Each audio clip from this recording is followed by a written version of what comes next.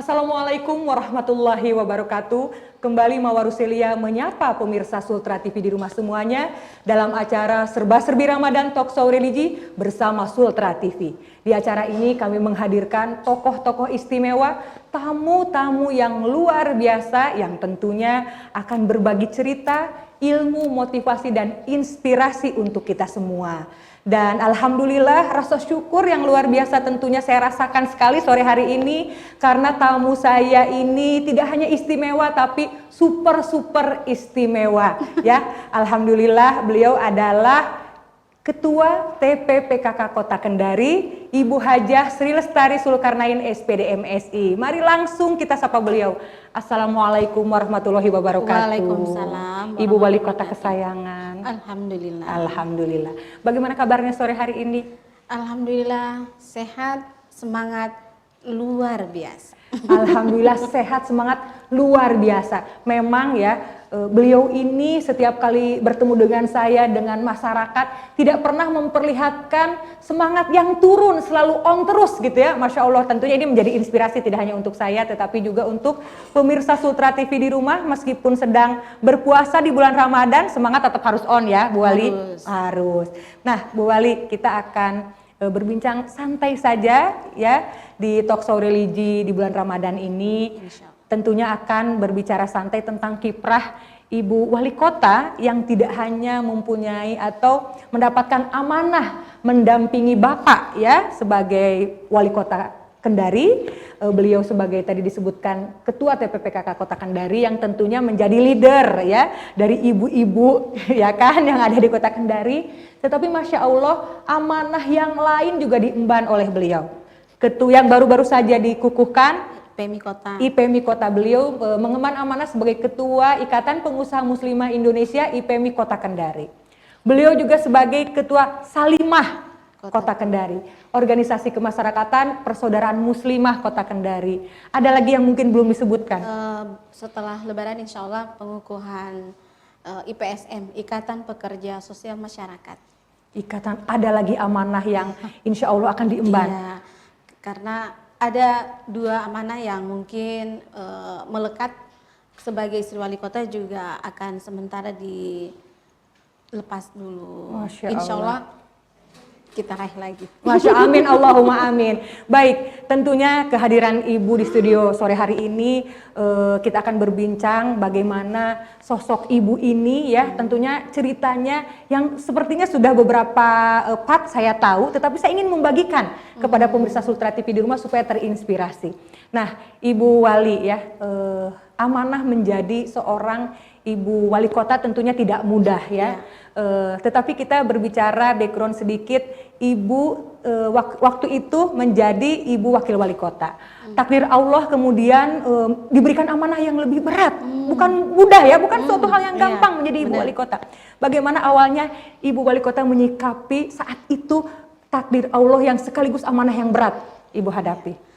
Jadi ketika diamanahi sebagai Wakil Ketua Tim Penggerak PKK Kota ataupun juga Dekranas yang organisasi yang melekat karena titipan amanah ke Bapak waktu itu awalnya kami switch ya. Jadi kalau misalkan Ketua Tim Penggerak PKK itu lagi keluar kota, maka saya akan menghandle semua aktivitas kegiatan ibu-ibu di Kota Kendari dan begitu seterusnya.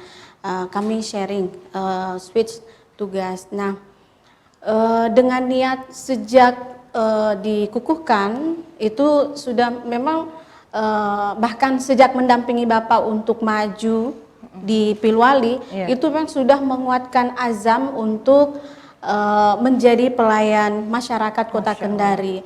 Memang sudah niat untuk all out ya, untuk berkontribusi dalam menghadirkan kebermanfaatan khususnya untuk ibu-ibu, untuk perempuan dan anak keluarga masyarakat Kota Kendari. Jadi di awal kampanye saya memang udah melepas beberapa tugas agar bisa benar-benar bisa mendampingi Bapak. Misalkan saja kalau dulu kan saya bukan dulu sampai sekarang itu berbackground guru di SMA 4 Kendari. melepas sebagai wali kelas, kemudian juga pembina dan sertifikasi yang notabene orang semua suka dong. Iya. Per triwulan kita terima 7-9 juta gitu. Tapi saya bismillah memang niatnya untuk benar-benar mendampingi Bapak, membantu menghadirkan kebermanfaatan untuk masyarakat Kota Kendari yang tercinta tentunya. Nah, ketika masa beralih dari wakil kemudian menjadi PLT, kan ada proses ya, tidak langsung menjadi wali kota, tapi ada PLT. Ya, semua tugas-tugas yang selama ini dititipkan, yang kami switch itu full saya handle. Bahkan saya memutuskan untuk pindah dari guru SMA 4 yang sudah dengan penuh sukacita, dengan rasa haru bahagia dengan teman-teman, itu saya pindah bulatkan tekad dengan Bapak pindah di SMP. Masya Allah. Di SMP agar bisa benar-benar bisa all out ya, benar-benar bisa menyelesaikan tugas-tugas. Kalau di PKK itu yang namanya disebut 10 program PKK yang membahas, yang mendampingi warga mulai dari hajat hidup, seluruh hajat hidupnya. Jadi mulai berbicara tentang ketuhanannya, pendidikan, kemudian tentang ekonomi, kemudian kesehatan, kemudian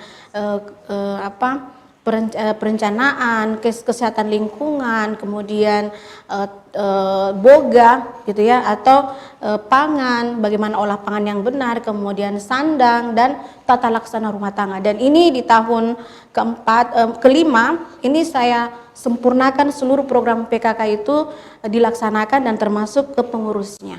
Jadi tidak hanya ke masyarakat tapi ke ibu-ibunya. Jadi berupaya semaksimal mungkin menghadirkan pelayanan yang syumul, yang menyeluruh. Dan insya Allah sempurna.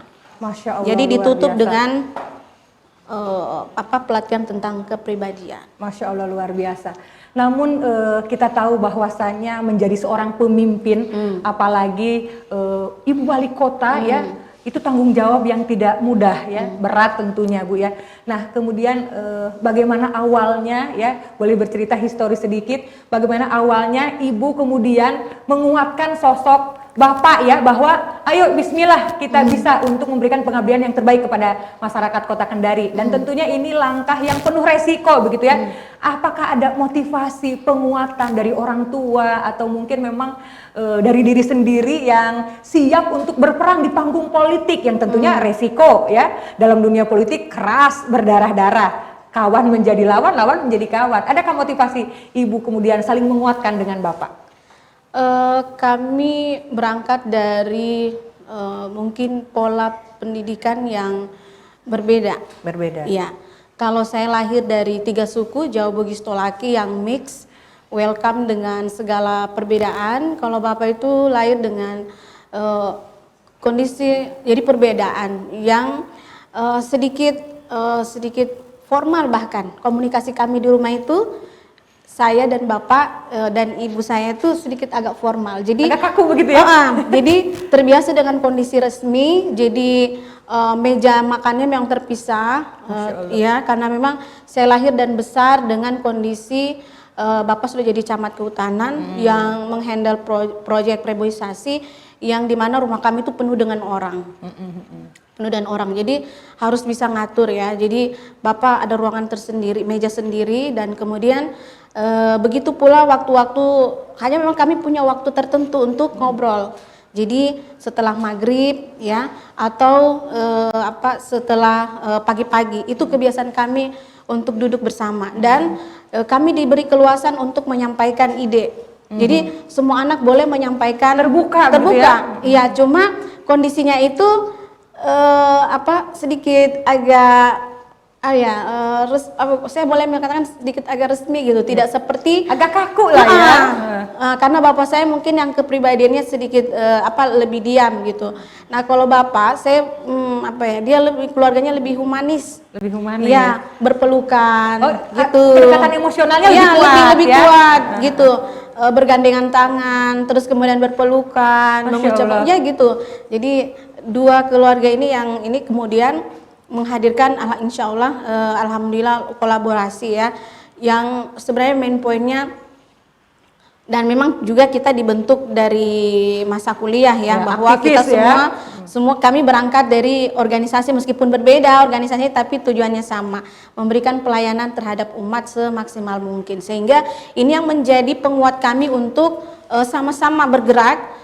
Bagaimana waktu, tenaga, pikiran kami, bahkan rezeki kami ini untuk memberikan pelayanan gitu ya, menghadirkan kebermanfaatan yang semaksimal mungkin tanpa melihat perbedaan suku ataupun agama. Semuanya punya hak yang sama, kan kami yakin dari setiap rezeki waktu kami ini adalah ada hak orang lain dalam diri kami, dan itulah yang menjadi motivasi kami untuk benar-benar memaksimalkan seluruh potensi yang kami miliki. Masya Allah. Dan tentunya sejarah daripada Ibu Wali Kota ini dengan Bapak ini adalah menjadi bukti bahwa kita pun sebagai masyarakat biasa, tetapi ketika kita memiliki kemampuan, memiliki kualitas, kemudian modal dan mental yang kuat dan tangguh, kita pun bisa seperti yang lain, ya kan? Bisa seperti yang bisa lain, seperti dan yang lain. Kita bisa juga melaksanakan amanah yang terbaik untuk masyarakat, ya. Tentunya juga insya Allah dibarengi dengan kekuatan doa. Kekuatan doa dari orang-orang tercinta. Masya Allah. Utamanya ibu. Betul. Kita senantiasa harus ketika kita melakukan apapun, ya, kita harus izin. Betul. Kita berfungsi sebagai seorang anak dari orang tua, sebagai seorang istri dari seorang suami, dan tentunya menjadi seorang ibu dari anak-anak kita, ya. Jadi faktor izin dan support dari mereka lah yang tentunya akan membentuk diri kita. Baik Ibu Wali Kota, Ibu Ketua TPPKK Kota Kendari. Ternyata ada amanah yang juga diemban, ya, yang baru dikukuhkan kemarin sebagai Ketua IPMI Kota Kendari. Karena memang background Ibu juga saya lihat terjun juga di dunia bisnis, begitu ya. Apa latar belakang Ibu selain sebagai profesi sebagai seorang guru, ternyata sebagai seorang aktivis juga memutuskan terjun juga di dunia bisnis. Motivasinya apa Ibu? Jadi motivasinya pertama bahwa dari 10 pintu rezeki, 9 itu pintu rezekinya orang yang berbisnis atau entrepreneur. 1 itu dibagi-bagi dari semua profesi yang lainnya. Terus kemudian ini yang salah satu yang membuat juga saya bersemangat, yakni pesan ibu saya bahwa meskipun kamu jadi PNS atau ASN sebagaimana keluarga, kita ini berdarah Bugis. Ada darah Bugis ya? Kita ini berdarah Bugis, berdarah pedagang. Jadi apapun profesinya tetap harus jadi pedagang atau mungkin bahasa kerennya entrepreneur lah. Betul. Bisnis begitu. Dan memang saya mulai jualan-jualan itu sejak SD. Sejak SD. Luar biasa. Jadi saya Bapak itu kan tugasnya pindah-pindah ya. Jadi saya pindah-pindah, mulainya itu di Pomalam. Jadi saya di Pomalam sekolahnya. Ada kultur di sana itu setiap bulan puasa mulai dari jalan utama sampai ke dekat masjid itu orang jualan berhadapan. Dan saya lihat teman main saya semuanya jualan. Teman SD-nya Ibu teman juga SD jualan saya semua. pada jualan. Jadi saya mikir kayaknya hanya saya nih yang tidak jualan. Akhirnya saya jualan. Jualan apa? Permen. Masya Allah. Jualan yang memang disukai anak-anak teman-teman Ibu sendiri ya. Dan memang waktu itu uang saya yang bisa buat modal jualan itu ya jual permen. Masya Allah. Jual permen yang warna-warni, ada yang rasa duren, rasa cherry gitu-gitu.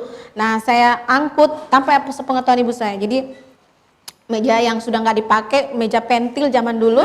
Kalau yang generasi dulu pasti tahu tuh, ada kursi pentil, ada mejanya. Nah itu saya ambil dari samping rumah. Saya, orang Bugis bilang junjung.